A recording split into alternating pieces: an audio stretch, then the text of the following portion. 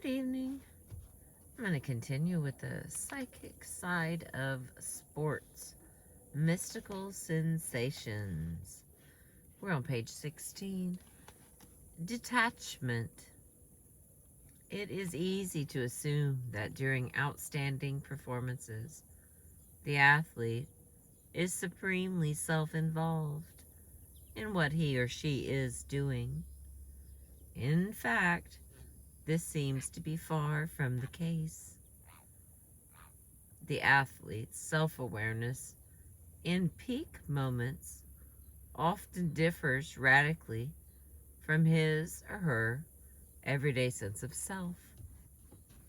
There is a feeling of detachment, not only from self and from the surroundings, but also from the results of his or her performance.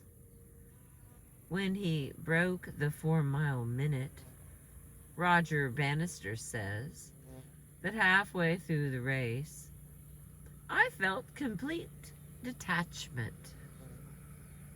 Dancer, oh Lord, Jacques de Amboise also describes a sense of detachment in the supreme movements when he feels in command, that he can do anything with his body.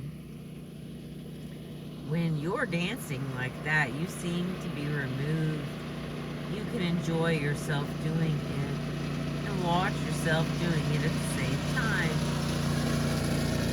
Before a race, driver Jackie Stewart insisted on isolating himself from everyone, including his wife, bending all energies to induce a state of detachment. In his book, Faster, he describes how he prepares for a race. The process is akin to a deflating ball. The point of it is to shape my mood, really, to expel mood, all mood. Beginning the night before, I start to pace myself into an emotional neutrality, a flatness or isolation that is imperative for a good start. By the time I go to bed, I have been obliterated. I will have obliterated all contact with people around me, Helen included. Usually I'll be reading, lying there beyond anybody's reach, trying to cleanse my mind, empty it of all extraneous thoughts, all impingements, anything that might encroach. Around 11 or 12, perhaps, I'll go off to sleep. I'll awaken at 6:30 or 7, stay in bed, pick up my reading, then probably doze off to reawaken around 9. Breakfast in my room, always in my room, and usually alone, perhaps 2. I'll have a massage, if one's available. Then back to sleep, up at noon, dress, and leave for the track. By now I'm fairly bouncy. After the calm of being alone, the ball has started to inflate again. I'll have thoughts of what I'm going to do on the first lap, where I'm going to pass if someone gets ahead of me. But immediately, I'll then become aware of having to change my mood, of the need to put aside all these thoughts, lest I lock myself into a plan that might interfere with my driving.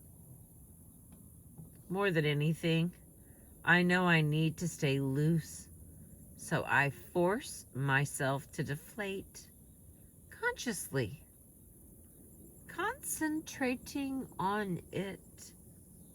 I don't want Helen around me. I don't want to be bugged by reporters or film people or magazine photographers. by people wanting my autograph or by anyone. I'm into it. I need to be alone. By race time, I should have no emotions inside me at all. No excitement or fear or nervousness.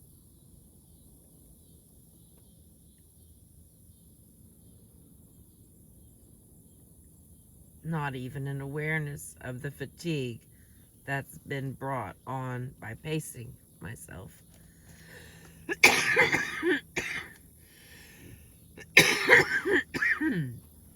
Excuse me, I apologize. Whew. Oh, that's so good.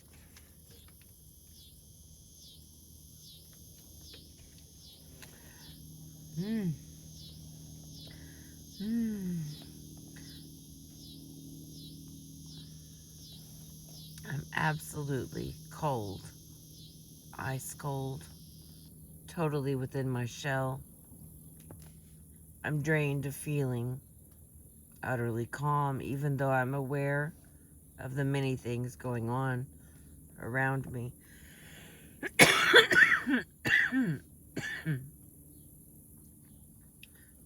Woo! I swear, I take allergy medicine. But when you're going to go out and sit right next to the water and you know that you have allergies. And I worked all day where there were lots of people breathing. All right, let's try it again. By race time, I should have no emotions inside me at all.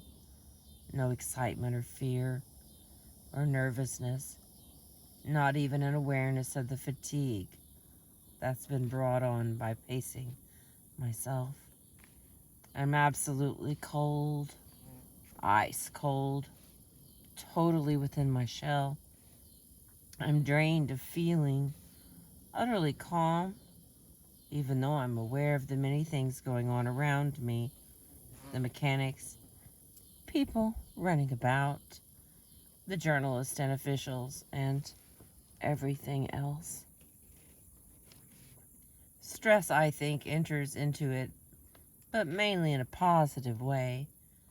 It's what really lies behind the routine of deflation. The knowledge or discipline, call it what you will, of anticipating what my emotions can become and anticipating too the need to rechannel them, negotiate them, as it were, into a more favorable currency. All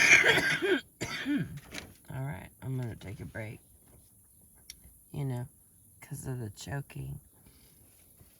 And I will pick up on the bottom of page 17. I appreciate you.